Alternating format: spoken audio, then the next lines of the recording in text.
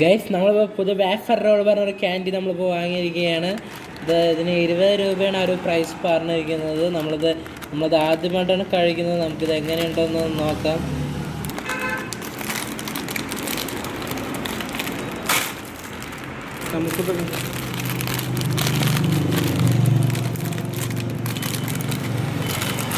guys totally വന്നിട്ട് ഇതാ നമുക്കിവിടെ